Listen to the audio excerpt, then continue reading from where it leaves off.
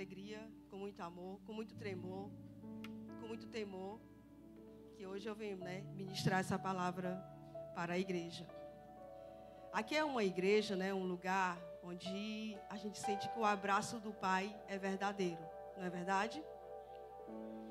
Então eu quero agradecer a Deus por essa oportunidade e também a vocês, de não desistirem, de estarem aqui, numa plena quinta-feira, o Shaid, completando anos hoje, e aqui servindo. É uma honra, é uma glória, é muito bom isso.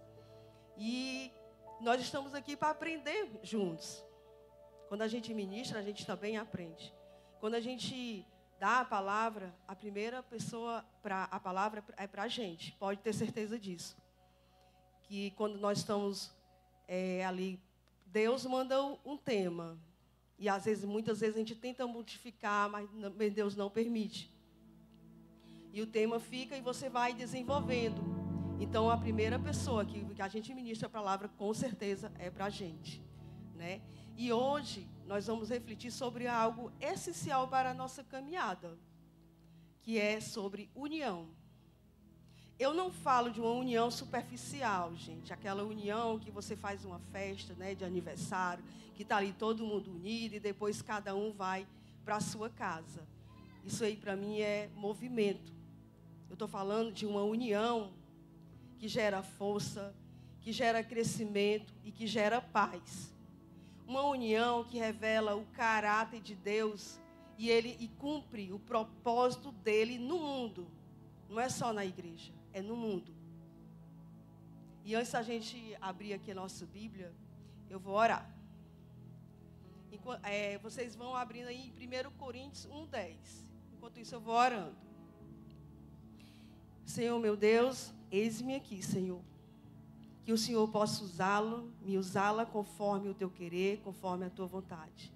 Essa palavra foi enviada por ti, Senhor. E hoje eu sou apenas instrumento teu. Então, que o Senhor possa vir trazer essa palavra para o teu povo, para a tua igreja, Senhor. E que as pessoas saiam daqui transformadas, Senhor. Que nós possamos entender o real sentido de unidade, Senhor. E que nós possamos ser uma igreja unida, para que o mundo se torne cada vez melhor. É isso que eu te peço, Senhor, e já te agradeço no teu santíssimo nome. Amém. Todos abriram aí, 1 Coríntios, capítulo 1, versículo 10. Irmãos, eu os exorto, no nome do Senhor Jesus Cristo, a que todos concordem entre si e não haja divisões entre vocês, mas que vocês estejam unidos em pensamento e propósito. Olha, é uma exortação, Essa aí é uma carta de Paulo aos Coríntios. Ela foi escrita para uma igreja que estava cheia de problemas, divisões, vaidades e contendas internas. Imagina só, um povo que deveria ser exemplo de amor e comunhão, mas estava se esbarrando, cada grupo puxando para um lado. Paulo, inspirado pelo Espírito Santo, faz um apelo urgente. Parem com essas brigas e vivam em unidade, porque isso é a vontade de Deus. Isso mostra que mesmo no século I, a igreja enfrentava problemas parecidos com os nossos de hoje. O desafio da unidade, ela é universal e atemporal.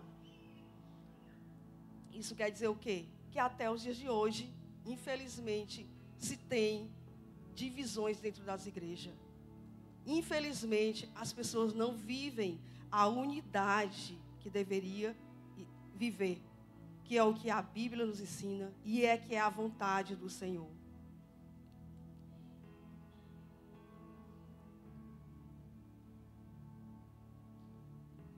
Não está passando, amor.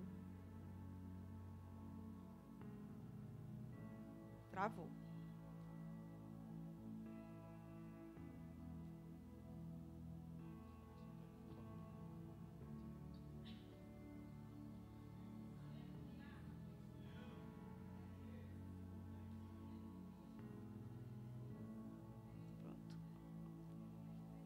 como eu estava falando, né?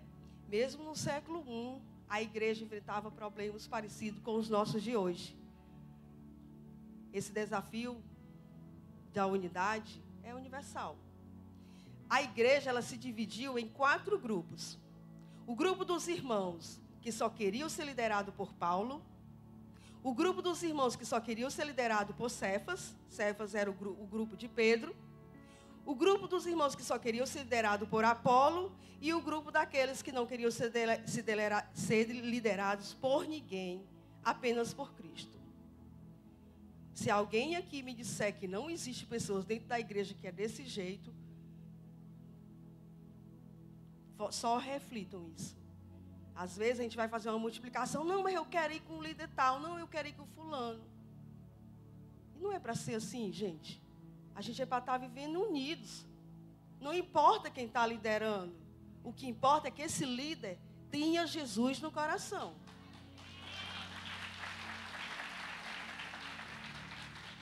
Então, para resolver esse problema, Paulo escreve a carta e roga para que eles não tenham divisões. Pelo contrário, que eles tenham uma mesma linguagem, um mesmo pensamento e um mesmo parecer. Em outras palavras, Paulo suplica com todas as suas forças para que os irmãos tenham unidade. E agora eu pergunto, por que Paulo queria tanto que os irmãos tivessem unidade? Por que a unidade é tão importante no meio da igreja? Paulo, ele orienta os membros da igreja em Corinto a se manterem unidos num único objetivo, o de servir a Deus. Será que nós estamos servindo a Deus? Ou será que nós estamos fazendo para agradar aos homens? Então, muitas vezes, a falta de unidade é a preocupação de agradar aos homens. Nós temos que estar conectados a Deus e nós temos que se preocupar em agradar somente a Deus. Antes da gente entrar, nas 5 razões, que é o nosso tema de hoje, eu vou citar alguns exemplos negativos de divisões na Bíblia. Vou citar 3 exemplos. O primeiro, no jardim do Éden, houve divisão. E Adão desobedeceu a Deus e trouxe a separação. A desunião com o Senhor resultou a expulsão do Éden, no sofrimento e na morte para toda a humanidade. Outro exemplo, entre Esaú e Jacó. Desde a barriga da mãe deles, eles já brigavam. Jacó, ele agiu com astúcia, enganou seu pai, e isso gerou um ódio profundo em Esaú. Essa divisão familiar impactou gerações. Será que nas nossas famílias os irmãos são todos unidos? Ou será que é como Jacó e Esaú? Também outro exemplo, na parábola do filho pródigo. O irmão mais velho, ele não aceitava o perdão dado ao irmão mais novo, causando uma ruptura na família. O ressentimento e a falta de perdão são sementes de divisão. Esses exemplos nos trazem claramente que, sem união, não somos um povo forte, não avançamos e não prosperamos no reino de Deus. Diante de tudo isso que vimos, desde o Éden até a parábola do filho pródigo, fica claro que onde há divisão, há prejuízo, onde há desunião, há enfraquecimento. E eu pergunto, vocês querem que a nossa igreja seja forte ou uma igreja fraca? Só para refletir, não precisa responder. A história nos mostra que a separação, ela enfraquece, a discórdia nos distancia e o egoísmo nos paralisa. Mas o que a Bíblia nos orienta sobre como devemos viver como igreja, como corpo de Cristo e como família da fé. Como que a Bíblia nos orienta? O apóstolo Paulo, ele escrevendo à igreja em Corinto, uma igreja que também enfrentava sérios problemas de desunião, ele traz uma exortação firme, amorosa e clara, sobre a urgência de vivermos em unidade. E hoje eu também peço que a nossa igreja aprenda a viver em unidade. Nós só vamos viver em unidade, repetindo, quando a gente parar de querer agradar os homens. Quando você sentir no seu coração o desejo exclusivo de fazer a vontade de Deus. Mas eu já preguei aqui antes. Para a gente fazer a vontade de Deus, a gente precisa conhecer a Deus. A gente precisa conhecer a palavra de Deus. Como que eu vou fazer a vontade de Deus sem nem saber quem é Deus? Então a gente precisa meditar na palavra. Então vamos começar. Hoje a gente vai falar sobre 5 razões para vivermos em união, principalmente na igreja. Primeiro, nós devemos viver em união porque é a vontade de Deus. Abram aí as suas Bíblias em João, capítulo 17, do versículo 20 ao 21. Amém? João 17, 20 ao 21. Eu adoro as pessoas que trazem a Bíblia. Às vezes, né, pode faltar energia e não ter no telão, gente. Então, tragam as Bíblias. Vamos lá. Não peço somente por eles, mas também em favor das pessoas que vão crer em mim por meio da mensagem deles. Eu peço que todos sejam um, e assim como tu, meu Pai, estás unido comigo, e eu estou unido contigo, que todos os que crerem também estejam unidos a nós, para que o mundo creia que tu me enviaste. Jesus, ele fez uma oração, declarando o seu desejo que todos os que crescem nele tivessem a união que eles tinham com o Pai. Olha o tipo de unidade que Jesus quer com a gente. Ele quer que nós sejamos unidos da mesma forma que ele era unido com o Pai. Jesus, ele tem uma preocupação especial em nos ordenar a vida em união, porque uma igreja dividida não prospera. Vamos ver aí em Mateus, capítulo 12, versículo 25. Nesse versículo, a gente percebe claramente este princípio. Ó. Mas Jesus conhecia os pensamentos deles e disse: o país que se divide em grupos que lutam entre si, certamente será destruído. E a cidade ou a família que se divide em grupos que lutam entre si, também será destruída. Paulo igualmente se preocupa com a união de orientar a igreja em Éfeso. Abram aí as suas Bíblias em Efésios, capítulo 4, do 1 ao 6.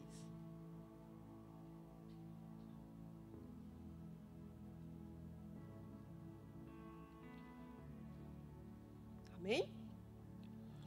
Rogo-vos, pois, eu prisioneiro no Senhor, que andeis de modo digno de vocação a que fostes chamados, com toda humildade e mansidão, com longanimidade, suportando-nos uns aos outros em amor, esforçando-nos diligentemente por preservar a unidade do Espírito no vínculo da paz. Há somente um corpo e um Espírito, como fostes chamados numa só esperança da vossa vocação. Há um só Senhor, uma só fé, um só batismo, um só Deus e Pai de todos, a qual é sobre todos, age por meio de todos e está em todos, suportando-os uns aos outros em amor. Então nós temos que ter amor, nós temos que ter paciência com os irmãos. Eu sou uma pessoa muito séria, eu realmente não sou de ficar conversando e tal. Eu sou, tanto que no PG o pessoal diz assim, o meu esposo tá lá, né, e faz todo mundo rir, e eu puxo todo mundo para a seriedade no PG. E é assim mesmo. Eu sou assim, gente. Mas porque eu me preocupo tanto em tratar todos da mesma maneira que eu acabo ficando séria. Mas não é porque eu não gosto, eu amo as pessoas. Mas no pequeno grupo também, eu até perguntei para o meu irmão, tem 2 irmãos de sangue, no pequeno grupo. E eu perguntei para ele, é o Clenilson, que é meu irmão. Tu sabe dizer quem eu mais amo no PG? E o PG tem várias pessoas. Ele diz assim, não, eu não sei. Tu sabe dizer se eu amo mais a Letícia ou a Célia, que são as esposas? Não, eu não sei. Não sabe, por quê? Porque eu não quero que as pessoas se sintam, ai, que fulano, ela ama mais a mim do que a mim. Não, isso é unidade. É você tratar as pessoas todas da mesma forma, não importa. Não importa se é seu irmão ou se não, se é primo, se é tio. Nós temos que amar da mesma forma que Jesus ama. E isso é unidade.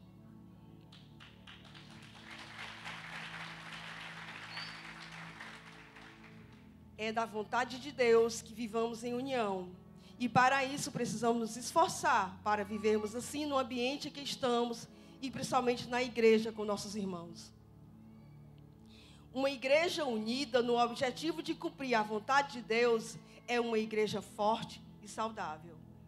Eu creio que todos nós queremos uma igreja forte e saudável. Será que as nossas ações estão agradando a Deus? Será que nós estamos vivendo a vontade de Deus? Toda vida, quando vocês acordarem, vocês fazem essa pergunta para vocês mesmos. Será que eu estou agradando a Deus? Será que as minhas ações estão agradando a Deus? Será que eu estou fazendo a vontade do Senhor? Meditem. Se perguntem. A segunda razão agora para a gente também viver em união. Nós devemos viver em união porque na união Deus ordena bênção. Vamos ver aí Salmos 133, do 1 ao 3. Vejamos o que diz este salmo. Vamos lá? Ó, como é bom e agradável viverem unidos irmãos, pois ali o Senhor ordena a sua bênção. É como óleo precioso sobre a cabeça, o qual desce para a barba de Arão e desce para a gola de suas vestes. É como o orvalho do Hermon, que desce sobre os montes de Sião. Ali ordena o Senhor a sua bênção e a vida para sempre. Olha o que o versículo que está falando e nos ensinando. Que a unção como óleo precioso é uma consagração total. A união entre os irmãos é comparado ao óleo da unção sobre Arão, o sumo sacerdote. Esse óleo, ele descia da cabeça até as suas vestes, simbolizando uma consagração plena. A santidade verdadeira, ela se manifesta em uma comunhão verdadeira. Se há santificação, haverá união. Olha, a gente aprendeu no primeiro item que a unidade é a vontade do Senhor. E agora, nós estamos aprendendo que para poder ter comunhão, para poder ter unidade, é necessário santidade. Santidade verdadeira. Se há santificação, haverá união. E se há união, há a presença manifesta de Deus. Então, será que nós somos uma igreja santificada? Será que nós recebemos esse óleo, nos santificando, nos consagrando total? A união, esse versículo também nos ensina que a união como orvalho do Hermon. O que quer dizer isso? É a frutificação e vida. O orvalho do Hermon representa refrigério, abundância e fertilidade. Essa umidade descia sobre os montes de Sião, contrastando com o deserto seco ao sul da Palestina. Então, onde há unidade, Deus transforma aridez em frutificação. Lá era uma área seca e mesmo assim Deus frutificou. Então a união atrai o favor. A união, ela atrai o crescimento e a bênção do Senhor. Nesse versículo a gente também aprende, sabe o quê? Ali o Senhor ordena a bênção e a vida. Não é em qualquer lugar. É ali onde há comunhão sincera. Você tem vivido essa união? Ou ainda alimenta divisões? Ou ainda alimenta críticas e barreiras internas? A igreja unida é uma igreja viva. E onde há vida, há o sopro de Deus. Onde há vida, o óleo da unção e o orvalho da renovação. Isso é o que nos ensinou no versículo aí de Salmo 133. Ali o Senhor ordena a sua bênção e dá vida para sempre. Então, para poder a gente receber a bênção do Senhor, é necessário ter união. Terceira razão para a gente viver em união. Porque quando há união, há também crescimento. Abra suas Bíblias em Atos, capítulo 2, do 42 ao 47, por favor.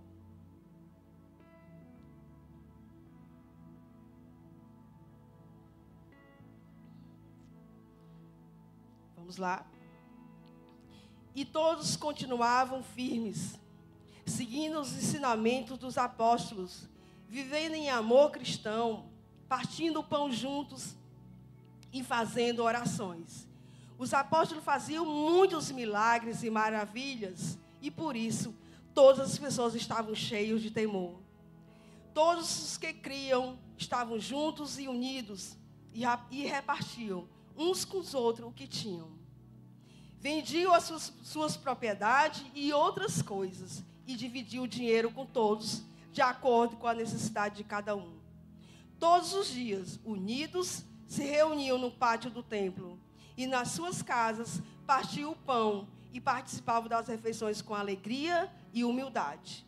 Louvaram a Deus por tudo e eram estimados por todos. E cada dia o Senhor juntava ao grupo as pessoas que iam sendo salvas. Olha, a unidade traz crescimento e salvação. O crescimento numérico da igreja, ele não é mágico. Ele deve ser fruto do ardor e da paixão de falar de Cristo às pessoas. Nós temos que arder no nosso coração para a gente poder falar de Cristo. É assim que a igreja cresce. E ao mundo, e no meio de uma sociedade corrompida pelo pecado, a gente precisa ser sal da luz,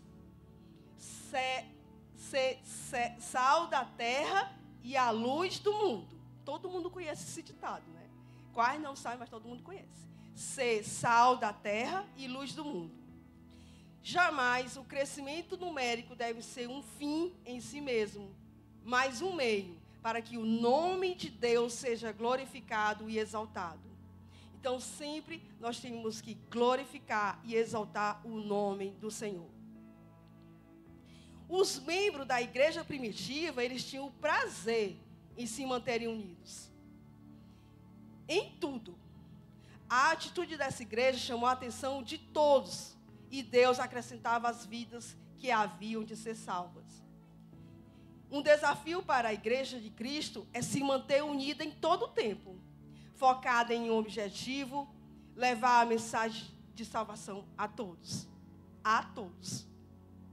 Não é fulano ou ciclano, não. É a todos. Não é só aqueles que lhe agradam, é a todos. Vivendo assim, Deus acrescentará as pessoas à igreja.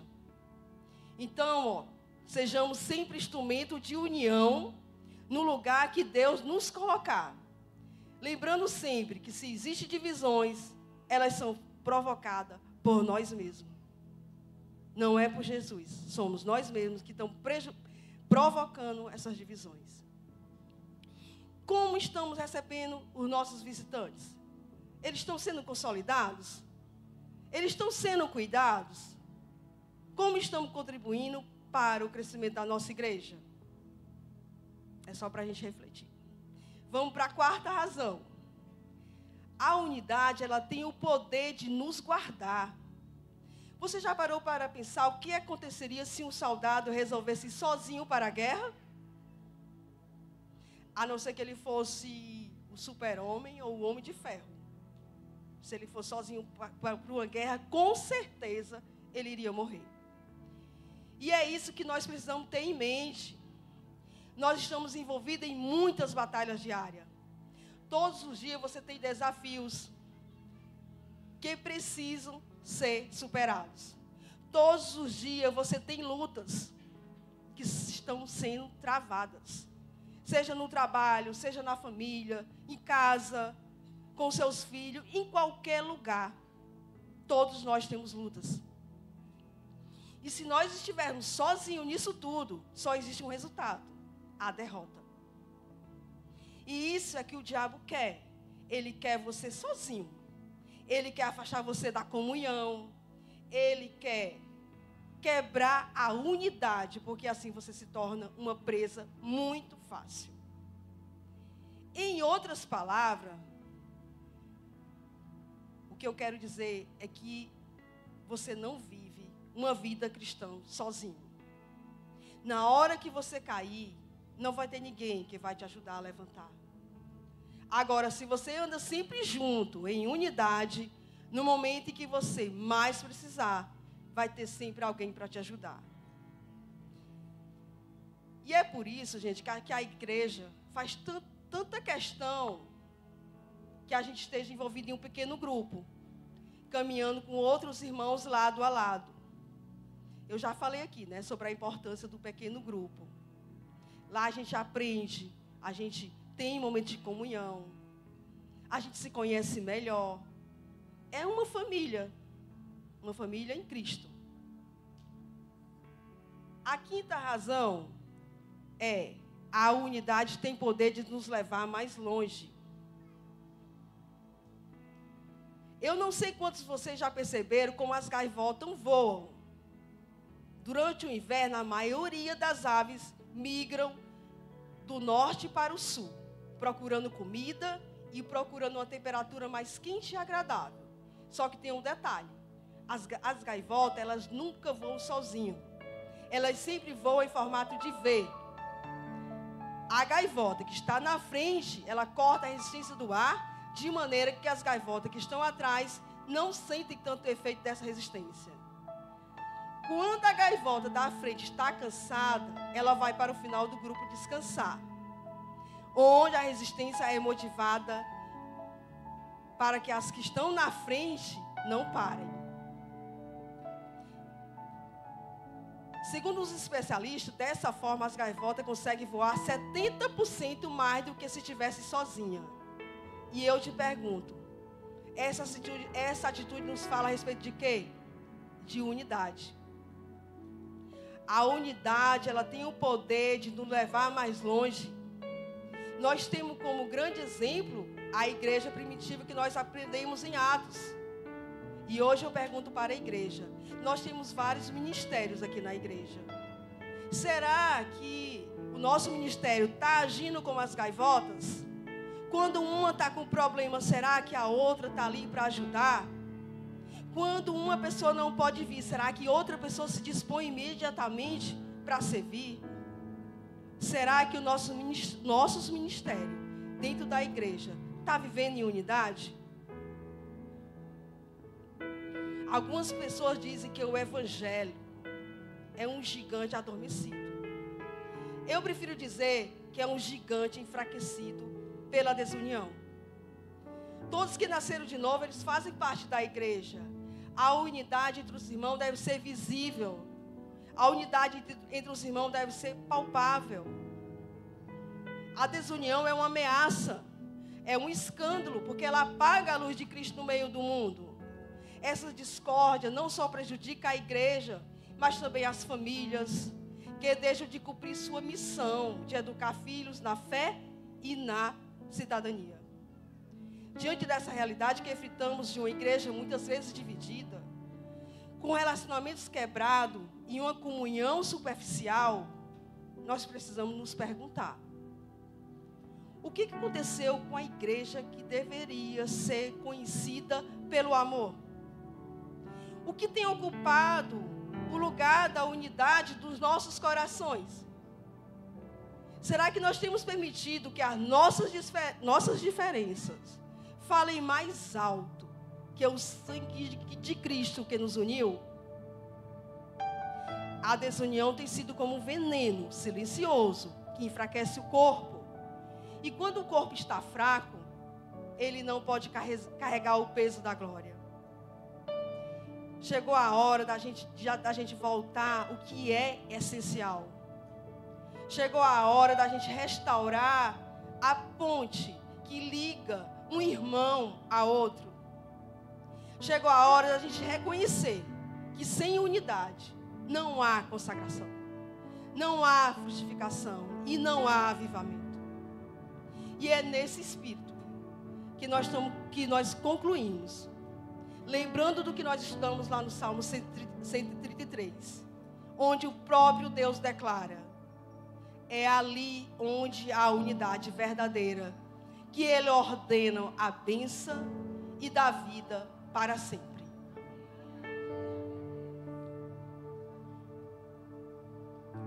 Agora, vamos nos lembrar que o nosso Deus, Ele é um Deus grande. Ele tem grandes coisas individualmente para cada um de nós e também para a nossa igreja. Mas o que vai determinar onde iremos e onde vai chegar, qual será o nosso alcance, é a nossa unidade. Sozinho, eu não posso chegar a lugar nenhum. Mas juntos, você pode ter certeza de uma coisa: nós temos o poder de mudar toda a nossa comunidade para a honra e glória do Senhor. Amém? Agora eu quero que vocês fiquem de pé, fechem os seus olhos e repitam a oração comigo. Essa é uma oração de arrependimento e reconciliação. Senhor meu Deus, eu venho diante de Ti, reconhecendo que pequei. Eu preciso do Teu perdão e da Tua direção. Muitas vezes me afastei da Tua vontade, mas hoje eu volto para os Teus braços. Perdoa meus pecados e purifica o meu coração. Eu creio no sacrifício de Jesus por mim e recebo o Teu perdão e a Tua graça. Restaura minha vida, Senhor, e me ajuda a caminhar contigo todos os dias. Em nome de Jesus, amém. Igreja, permaneça com seus olhos fechados e o coração bem atento ao que o Espírito Santo está fazendo neste lugar. A palavra ela foi semeada e agora é o momento de respondermos com verdade e arrependimento ao que ouvimos. Talvez hoje seja o seu dia de voltar para casa. Talvez seja o momento de dizer: Senhor, eu cansei de viver a minha maneira e eu não quero mais seguir os meus próprios caminhos. Eu quero viver o Teu propósito. Eu quero andar em unidade contigo e com meus irmãos. Mas preste atenção, esse convite não é para quem foi apenas tocado pela emoção. porque a emoção ela passa, mas o verdadeiro arrependimento ele permanece. Esse convite é para quem sentiu o Espírito Santo testificar no coração que chegou a hora de recomeçar, que chegou a hora de se reconciliar com Deus, de se levantar como parte viva de um corpo que precisa estar unido em amor, em fé e propósito. Então, se essa palavra foi para você, se você sabe que Deus falou diretamente ao seu coração, eu te convido agora a dar um passo de fé. E quem quiser vir, venha receber a oração dos nossos pastores, mas com um sinal entre você e Deus, e diga: Senhor, eis-me aqui, recomeçando contigo, me rendendo à tua vontade. Então, enquanto o louvor toca, faça a sua decisão. Amém?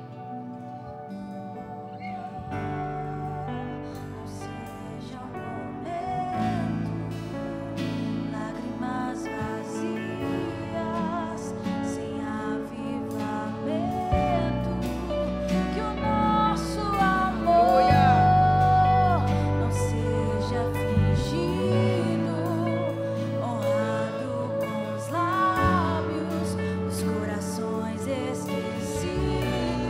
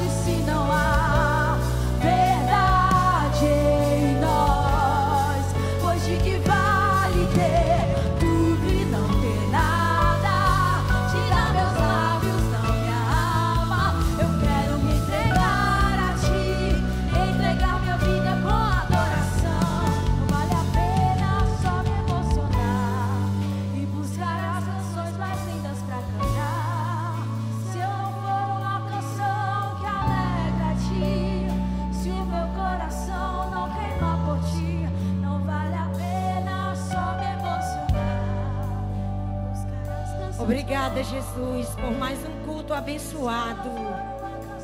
A tua presença é real nesse lugar. Obrigada por cada vida que se rendeu ao teu altar. Nós te adoramos na beleza da tua santidade. Queremos mais de ti. O culto é maravilhoso quando a gente quer mais da tua presença e já terminou. Por isso nós estamos cheios da tua presença e vamos sair com sede da tua presença. Quanto mais nós sentimos sede, mais nós queremos a tua presença, Pai. Muito obrigada, Jesus. Obrigada pela vida da pastora Clevane. Obrigado pela vida de cada irmão que aqui se encontra. Obrigado, Senhor, por esses levitas que estão entoando um cântico novo. Nós te adoramos na beleza da tua santidade. Muito obrigada, Jesus. Você que está de joelho, se levante. Na unção do Espírito Santo, ainda na presença de Deus, e fique onde você está. Nós queremos hoje talvez dar uma notícia que nós perdemos um amigo. Aleluia. Para muitos ele era um mendigo, ele era um bêbado, mas para mim ele era uma vida. E nesta semana que passou, no sábado, nós servimos uma casa de recuperação, 2 casas de recuperação. E o João Bosco, ele é o líder desse ministério. E ele foi deixar as compras, né, do mês. A gente mandou mais de 20 cestas para lá, que foi os jovens que mandaram. Glória a Deus pela vida de vocês, jovens. Abençoaram a casa de recuperação. Para a glória de Deus. Obrigada, Lumara, Ricardo, que fizeram a diferença esse mês. E esta pessoa que eu estou falando que nós perdemos é o Arnaldo. Talvez alguns de vocês conheçam. Ele vivia aqui na pracinha, apanhando, teimando, fazendo coisas que não era ele que fazia. Mas nós entendemos que hoje, como família, nós sentimos a dor dos irmãos, da família do Arnaldo. Inclusive a sobrinha dele é dessa casa, a Juliene, o Anderson, que é sobrinho do pastor Léo. E eles ontem estavam muito felizes porque ele tinha ficado com o João Bosco. Foi entregar as cestas e decidiu ficar na casa de recuperação. E disse para o João Bosco que queria ser curado. E que alegria nós sentimos aos nossos corações. E ontem o Anderson foi deixar as compras, mais coisas para ele, com o João Bosco, que é o bobô aqui da pizzaria. E ele ficou muito feliz lá, gente, na casa de recuperação. A família ficou feliz e nós ficamos felizes que fazemos CC Habitarei. Porque como é difícil, a palavra foi dada. A gente vê uma vida que era perfeita, que era normal, que trabalhava, e estava ali, mendigando por bebidas. E hoje, nós recebemos uma notícia triste. Ele faleceu. Mas eu acredito que ele dorme, porque ele precisava sair dessa pracinha, sair da bebedice, sair da vida sofrida que ele tinha. Ele tinha uma casa, ele tinha família, mas ele não queria. Ele apanhava muito. E eu acredito, eu disse para Juliene, o Arnaldo dorme com Cristo. Ele foi convidado para morar com Deus. E não foi aqui na pracinha que ele faleceu. Ele foi dormir e não acordou mais na casa de recuperação. Por isso hoje, nós queremos sentir a dor da família. Não importa se ele era um bêbado, um viciado. Talvez você tenha alguém da sua família assim.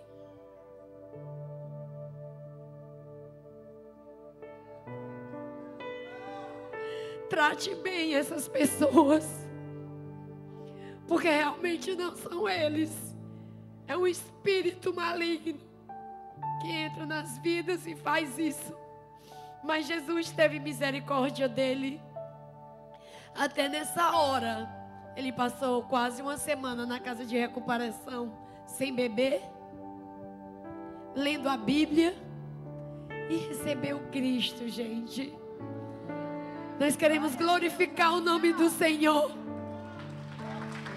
Nós queremos dizer que o Senhor é bom. Até com as pessoas que você rejeita, Ele é bom. Ele cura, Ele salva, Ele sara e Ele leva. Muito obrigada, Jesus. Nós nem entendemos essa oração, mas as nossas lágrimas é de saudade. Mas ao mesmo tempo as nossas lágrimas é de cura. Talvez você tenha alguém na sua casa assim. Trate bem. Trate com amor. Não é fácil. Mas Jesus está com aquela pessoa. Jesus quer dizer para mim e para você hoje: trate bem o seu próximo. Não tenha acepção de pessoas. Fica a mensagem para mim e para você. Em nome de Jesus, Pai, consola a família.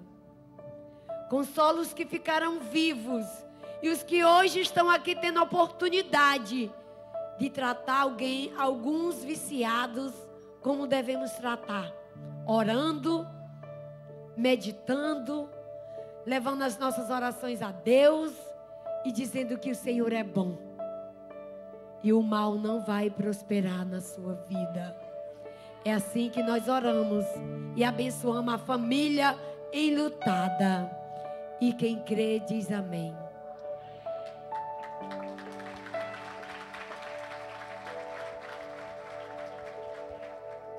Arnaldo, há anos atrás, ele era um empresário bem-sucedido na área de restaurantes. Ele tinha um restaurante na cidade dos funcionários, um bom restaurante.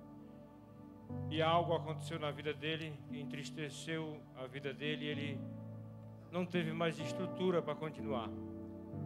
E vivia como um mendigo aqui na pracinha, um bêbado. Mas acreditamos que essa ida para a casa de recuperação foi um chamado de Deus. Amém? Recebam a bênção. Que o amor de Deus nos una.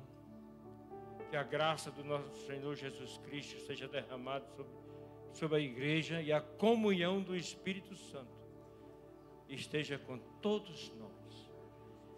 Nos dá um resto de semana abençoado e nos leva para as nossas casas em paz. Em nome de Jesus, e quem crê diga amém e amém. Glória a Deus e aleluia.